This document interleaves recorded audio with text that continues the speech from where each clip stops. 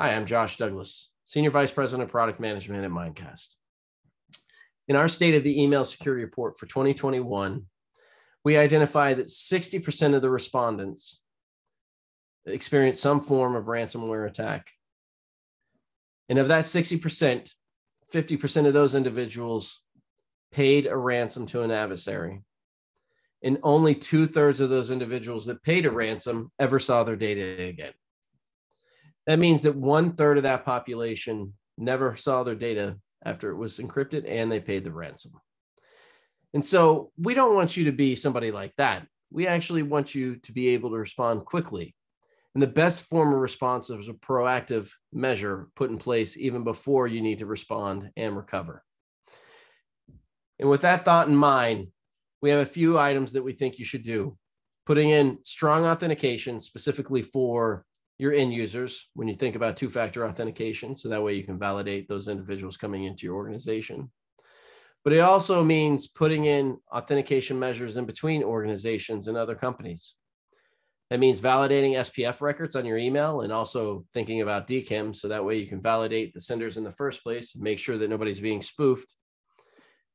We also want you to think about consistent patching, because at the end of the day, if vulnerabilities are exposed, both on the outside and the inside of your organization, even if it was a social engineered attack, we don't want those vulnerabilities to be exploited. So that way you don't have to worry about responding and recovering. And then another item that maybe you haven't thought of is deception prevention. And what is that? Well, adversaries are continuously deceiving your employees, be it on email or as we're seeing now in Slack and Teams, in order to instantiate a click on a URL and thus become compromised. That's decepting. They're deceiving your employees continuously. And so in order to prevent that deception, you need to use things like machine learning or AI to be able to put banners inside of your emails or some sort of notifications that lets your employees know that it probably isn't somebody they've ever spoken to before, or it may be a suspicious email in the first place. Because while your employees may be trusting the best prevention possible, be it through email or through some other mechanism, you want to make sure that they have that added layer of protection to be able to use their own wit to determine whether or not something is safe.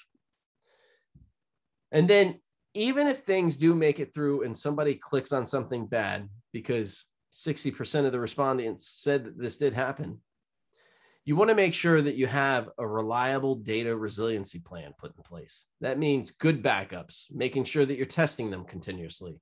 So that way you can think about disaster recovery as well as business continuity. And when that bad thing occurs and you actually have reliable data resiliency, good backups in the first place, you don't have to worry about paying that ransom and not getting your data back because you already have it in your back pocket. And then lastly, I'd say engaging user awareness training is very important because you need to be able to train people to know what to look for. So that way when technology fails and they can actually use their own gut and being able to do that. And that really comes through very useful, humorous, and engaging micro training that can be continuously adapted day in and day out. You can also use other programs such as in your organization to be able to talk about the people that are doing the best at identifying these things, especially if something bad did happen. So that way you can say, hey, look, these people identified it and showed it to us. And we know other people didn't. But because we had good, reliable backups, we're able to be safe and nothing is to be concerned about. That sort of program is engaging and also makes the users feel like they're part of your security organization. So don't be like the other 1/3. Keep your data intact and make sure that you have preventative measures in the first place.